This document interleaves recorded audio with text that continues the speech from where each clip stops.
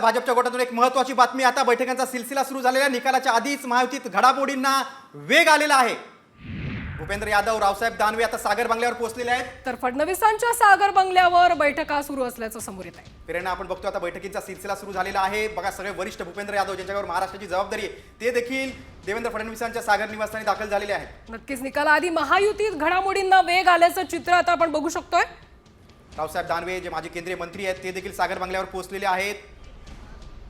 उद्याच्या निकालाच्या पार्श्वभूमीवर आता भाजपच्या नेत्यांचं मंथन सुरू झालेलं आहे। आता भाजपच्या गोटातून एक महत्त्वाची बातमी। आता बैठकांचा सिलसिला सुरू झालेला आहे। निकालाच्या आधीच महायुतीत घडामोडींना वेग आलेला आहे। भूपेंद्र यादव, रावसाहेब दानवे आता सागर बंगल्यावर पोहोचलेले आहेत। तर फडणवीसांच्या सागर बंगल्यावर बैठका सुरू असल्याचं समोर येत आहे। प्रेरणा, आपण बघतो आता बैठकीचा सिलसिला सुरू झालेला आहे। बघा, सगळे वरिष्ठ भूपेंद्र यादव ज्यांच्यावर महाराष्ट्राची जबाबदारी आहे ते देखील देवेंद्र फडणवीसांच्या सागर निवासस्थानी दाखल झालेले आहेत। नक्कीच निकालाआधी महायुतीत घडामोडींना वेग आल्याचं चित्र आता आपण बघू शकतोय। रावसाहेब दानवे जे माजी केंद्रीय मंत्री आहेत ते देखील सागर बंगल्यावर पोहोचलेले आहेत। उद्याच्या निकालाच्या पार्श्वभूमीवर आता भाजपच्या नेत्यांचं मंथन सुरू झालेलं आहे।